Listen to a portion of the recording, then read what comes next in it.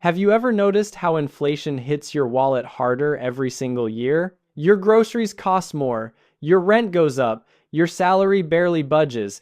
Meanwhile, the wealthy seem completely unbothered. In fact, many of them get richer during times of high inflation. What do they know that you don't? Here's what nobody tells you. The rich aren't just saving harder or spending less, they're playing an entirely different game with completely different rules. Here at Simple Money, we've spent years analyzing how wealthy people structure their finances.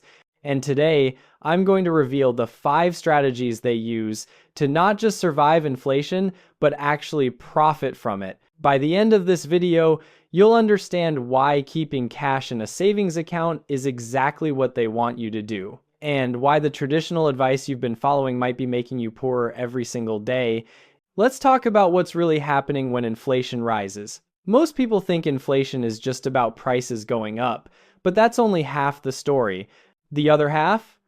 Your money is losing value every single day. Think about it this way. Imagine you have a block of ice sitting on your kitchen counter. That ice represents your savings. Now, inflation is like the summer heat. Even if you don't touch that ice, even if you're incredibly disciplined and never take a chip off it, the heat is melting it constantly. By the time you need that ice, half of it is gone, and you didn't spend a single dollar. This is what's happening in your savings account right now. Let's say you have $10,000 saved up. You're proud of yourself. You've been responsible. You didn't blow it on stupid stuff. But if inflation is running at 6% and your savings account is paying you 1% interest, you're losing 5% of your purchasing power every year. In 2 years, that $10,000 can only buy what $8,900 used to buy.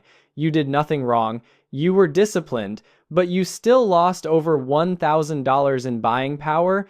Now here's the painful part. While your money is melting away in that savings account, wealthy people are doing something completely different. They're not trying to preserve their money, they're moving it into assets that rise with inflation or even benefit from it. It's like they know the ice is going to melt, so instead of trying to keep ice frozen, they're converting it into something that doesn't melt at all. And this brings us to the strategies they use. The first strategy is what I call the asset shift. Here's the concept. Cash loses value during inflation, but real assets don't. Let me explain what I mean by real assets. I'm talking about things that have actual, tangible value. Real estate, businesses, commodities, even certain types of investments. These aren't just pieces of paper with numbers on them. They're things that produce value or have intrinsic worth. When inflation happens, the price of these assets goes up right along with everything else, sometimes even faster. Think about real estate. If inflation is making everything cost more, it's also making houses cost more. The materials to build them cost more, the labor costs more. So property values rise. If you own that property, congratulations. Your asset just became more valuable. You didn't do anything. Inflation did the work for you. But if you're sitting on cash, you're getting destroyed. Here's a real example. Let's say back in 2020, you had $100,000. You had 2 choices. Choice A, put it in a savings account earning 1%. Choice B, use it as a down payment on a $500,000 rental property. Fast forward to today, that savings account has maybe $103,000 in it. Sounds good, right? Wrong. Because of inflation, that money now buys what maybe $92,000 used to buy. You lost $8,000 in purchasing power, but that rental property, it's probably worth $600,000 or more now. Your $100,000 investment turned into a $200,000 gain, plus you've been collecting rent the whole time. The wealthy understand this instinctively. They know that during inflation, owning real assets is protection. Holding cash is suicide. So they're constantly moving money out of cash and into things that hold value, things that produce income, things that benefit when prices rise. This is why you see wealthy investors buying property even when prices seem high. They're not trying to time the market perfectly. They're trying to get out of cash before inflation eats it alive. The second strategy is what I call borrowing against tomorrow. This one might blow your mind because it goes against everything you've been taught about debt. You've always heard that debt is bad, right? Pay off your debt as fast as possible. Never borrow money unless you absolutely have to. But wealthy people use debt completely differently during inflation, and it's brilliant. Here's why. When you borrow money, you're borrowing today's dollars, but you're paying it back with tomorrow's dollars. And if inflation is happening, tomorrow's dollars are worth less than today's dollars. Let me make this concrete. Imagine you borrow $200,000 today to buy a rental property. Your monthly payment is fixed at $1,500. Now, let's say inflation runs at 5% for the next 5 years. That $1,500 payment doesn't change, but everything else gets more expensive. Your rent income goes up, your property value goes up, but your mortgage payment stays exactly the same. In 5 years, that $1,500 payment feels like paying $1,200 in today's money. You're paying back the loan with cheaper dollars.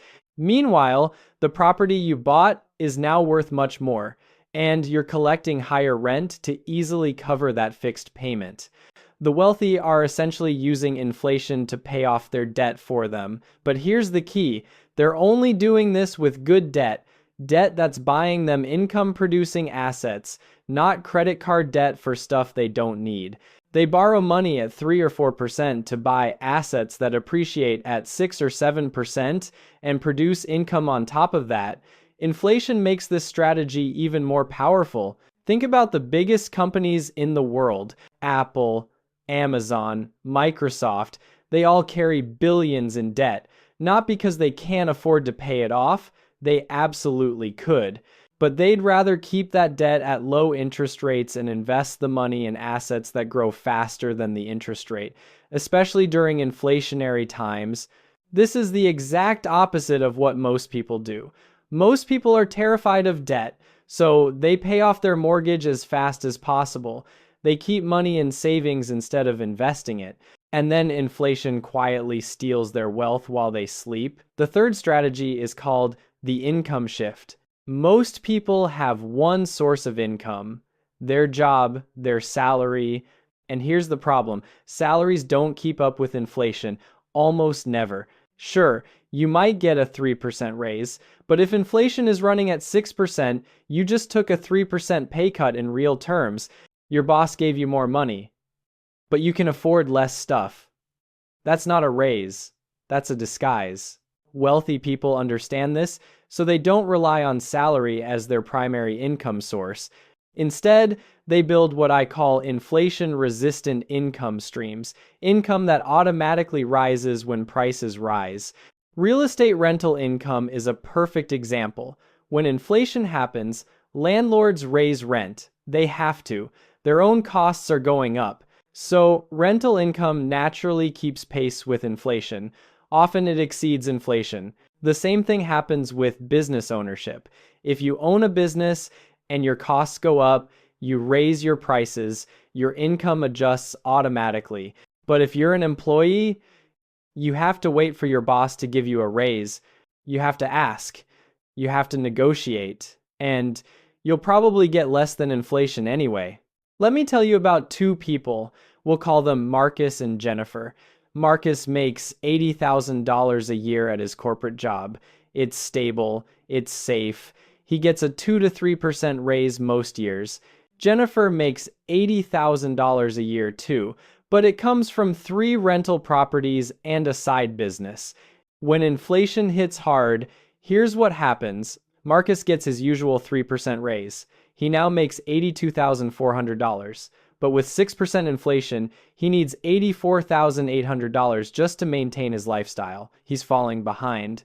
Jennifer raises her rents by 8%. Her tenants aren't happy, but market rates are up everywhere. Her business raises prices by 7%. Customers grumble but pay because everyone else raised prices too. Jennifer's income jumps to $86,000. Not only did she keep pace with inflation, she came out ahead. Same starting point, completely different outcome. The wealthy don't just diversify their investments, they diversify their income sources, and they make sure those sources can adjust with inflation. This is why wealthy people are obsessed with building businesses, buying real estate, and creating systems that generate income without them having to ask permission for a raise. The fourth strategy is what I call the commodity connection. This one is subtle, but it's powerful. Here's the idea. Some assets don't just hold their value during inflation. They're actually the cause of inflation. I'm talking about commodities, oil, gold, agricultural products, basic materials.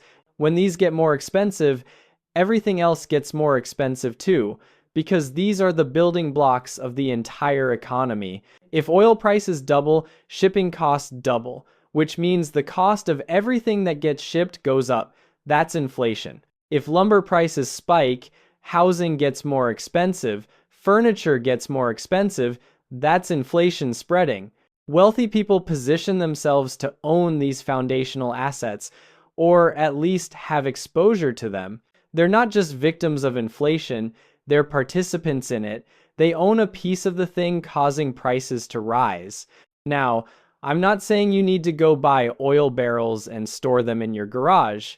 That's not practical, but you can invest in companies that produce these commodities. You can own funds that track commodity prices. You can buy gold or silver as a hedge. The point is this: when inflation happens, commodity prices usually rise first and fastest. If you own these assets, you're not just protected from inflation, you're profiting from the very thing that's hurting everyone else. Let me give you a historical example. In the 1970s, inflation was brutal. It averaged over 7% for the entire decade. People with money in the bank got destroyed. Their purchasing power got cut in half. But people who owned gold went from $35 an ounce to $800 an ounce. That's over 2,000% returns. People who owned oil stocks, energy companies made fortunes as oil prices went from $3 a barrel to $40 a barrel. The wealthy weren't just surviving that inflation, they were getting rich off it. Now, I'm not predicting gold will do that again. The world is different now, but the principle remains the same. Position yourself in assets that rise when inflation rises. Don't just sit there and take the hit. The fifth strategy is what I call the velocity play. This is probably the most overlooked strategy, but it might be the most important. Here's the concept. During inflation, cash loses value over time. So wealthy people move money faster. They don't let cash sit idle ever. Every dollar needs to be working. Think about it like a hot potato. If you're holding a hot potato, what do? You pass it to someone else as quickly as possible. During inflation, cash is that hot potato. It's burning a hole in your pocket, literally losing value every day.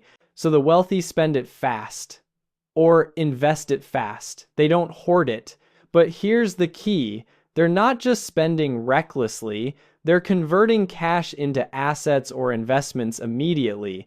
Let me show you how this works. Imagine you run a business and you make $50,000 profit this quarter. Most people would be like, great, I'll save this for a rainy day, and they put it in a business savings account.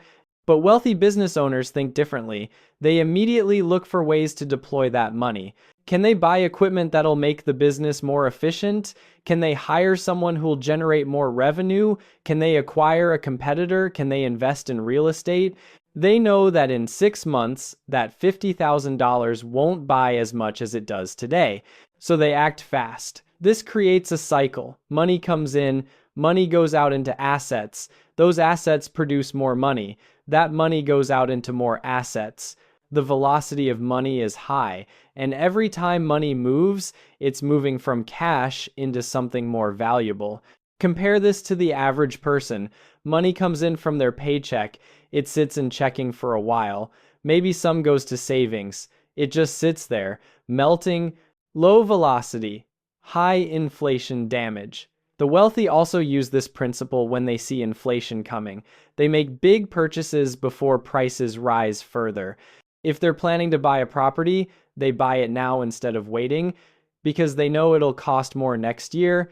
If they need to upgrade equipment, they do it immediately. Before prices jump, they're front-running inflation, using today's cheaper dollars before they become tomorrow's expensive dollars. Now, here's what nobody wants to admit, and this is uncomfortable. The strategies wealthy people use to protect themselves from inflation actually contribute to inflation for everyone else. Let me explain what I mean. When wealthy investors pile into real estate to escape inflation, what happens? Property prices go up, which makes housing less affordable for regular people, which forces more people to rent, which drives up rental prices, which creates more inflation. When wealthy people borrow massive amounts of money to buy assets, it increases the money supply. More money chasing the same goods means prices rise. When businesses raise prices to protect their margins and wealthy business owners profit from this, it's everyone else who pays those higher prices. I'm not saying this to make rich people sound evil. I'm saying this because you need to understand the game being played. Inflation doesn't affect everyone equally. It's not neutral. It transfers wealth from people who hold cash to people who hold assets, from people who rely on salary to people who own businesses and property, from people who save in dollars to people who invest in things that rise in value. And the wealthy know this, which is why they structure everything to be on the winning side of that transfer. The system is designed this way, not by accident, but by the very nature of how money and inflation work. Central banks create inflation by printing money. That money enters the economy through banks and financial markets first. Wealthy people have first access to it. By the time it trickles down to wages and salaries, prices have already risen. The people at the bottom are always playing catch-up. This is why financial education matters so much. Not just knowing how to budget, but understanding how the entire system works. Because once you see it, you can't unsee it, and you can start making different choices. Let me tell you about David. David is 42 years old.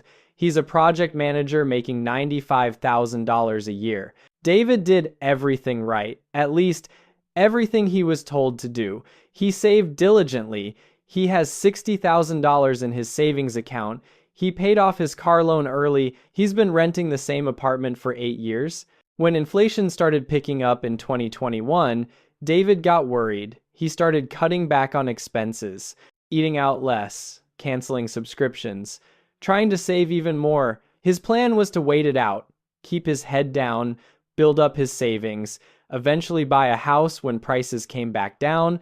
3 years later, here's where David is.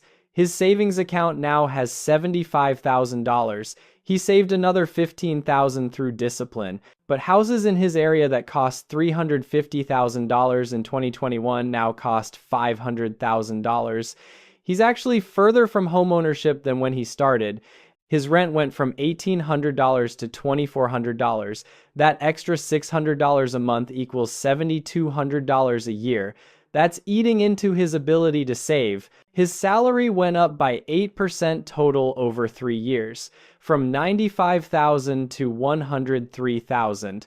Sounds good until you realize inflation was over 15% during that time. David feels like he's running on a treadmill, working hard but going nowhere, and he's frustrated because he's doing everything right. But here's what David doesn't realize. He's playing defense in a game that requires offense. Every dollar sitting in that savings account is losing value. He thinks he's being responsible, but he's actually being financially destroyed in slow motion. David needed to make moves, buy assets, invest in real estate even when it seemed expensive, stop hoarding cash, start using strategic debt, but nobody taught him this. All the advice he got was about saving and being cautious, and that advice is killing him. Now let me tell you about Rachel. Rachel is also 42. She's a marketing manager making $90,000 a year. In 2021, Rachel had $55,000 saved, slightly less than David. Same situation, rising inflation, rising prices. But Rachel made different choices. She stopped thinking about money as something to hoard. She started thinking about it as a tool to deploy. First move, she used $40,000 as a down payment on a small rental condo. Purchase price was $200,000. She got a mortgage for the rest at 3% interest. The rental income covered the mortgage and expenses barely. It was almost break even, but that wasn't the point. Second move. She started a consulting side business, nothing fancy, just freelancing in her area of expertise, brought in an extra $1,500 a month. Third move. She kept only $10,000 in her savings account for emergencies. Everything else went into index funds that track the stock market and real estate. Now let's fast forward 3 years to today, same time period as David. Rachel's rental condo is now worth $270,000. That's $70,000 in appreciation. Her $40,000 down payment more than doubled. The rent she charges went from $1,600 to $1,900. Now she's cash flow positive every month after covering the mortgage. Her side business grew. She's now making $2,500 extra per month. That's $30,000 a year in additional inflation-resistant income. Her investments in index funds went up by about 30%. The $10,000 she invested is now $13,000. Most importantly, her income situation completely changed. Between her salary raises, rental income, and side business, her total income went from $90,000 to $135,000. That's a 50% increase. While David's went up 8%, Rachel didn't work harder than David. She didn't get lucky. She just understood that during inflation, you have to move. Cash is the enemy. Assets are protection. Debt is a tool. Income diversification is survival. Same starting point as David. Completely different outcome, all because of strategy. Here's what most people don't realize about inflation and wealth. It's not actually about money at all. It's about assets. The rich don't try to protect their money from inflation. They don't even try to have money during inflation. They convert money into things that hold value. Money is just a medium of exchange, a temporary placeholder. During inflation, it's a bad placeholder that loses value. Assets are real, property is real, businesses are real, commodities are real. These things have intrinsic value that doesn't disappear when prices rise. The difference between David and Rachel wasn't intelligence, it wasn't income, it wasn't even opportunity, it was understanding. Rachel understood that saving money and playing it safe is actually the riskiest thing you can do during inflation. David thought he was being responsible. Rachel knew that responsibility during inflation means taking calculated risks. This is the mental shift that separates people who get destroyed by inflation from people who thrive during it. Stop thinking about building a pile of money. Start thinking about building a collection of assets that produce income and appreciate in value. Stop seeing debt as something scary. Start seeing it as leverage when used properly. Stop waiting for the perfect time to invest. Start understanding that inflation makes waiting expensive. The wealthy learned this generations ago. This is how old money stays wealthy through wars, depressions, and inflationary periods. They don't have more discipline. They don't have secret information. They just think about money differently. And once you make that mental shift, everything changes. You stop being a victim of inflation. You start being a participant in the economy who benefits when it grows. So let's recap the 5 strategies wealthy people use to protect themselves from inflation. The asset shift, moving out of cash and into real, tangible assets. The borrowing against tomorrow, using debt strategically to buy income-producing assets. The income shift, building multiple streams of income that adjust with inflation. The commodity connection, owning assets that rise when prices rise. And the velocity play, moving money quickly from cash into assets before value erodes. These aren't character flaws to overcome. These aren't personality traits you're born with. These are learnable strategies based on understanding how inflation actually works. The question isn't whether you can start using these strategies. The question is, when will you make the mental shift from saver to asset builder? Because here's the thing, inflation isn't going away. Central banks have been creating it for decades. It's a feature of the modern economy, not a bug. You can either keep playing the game the way you were taught, watching your savings slowly lose value while you work harder for raises that don't keep up, or you can learn the rules that wealthy people already know and start playing a different game entirely. The ice is melting, that's not going to change, but you can stop trying to keep ice frozen and start converting it into something that doesn't melt. Your move.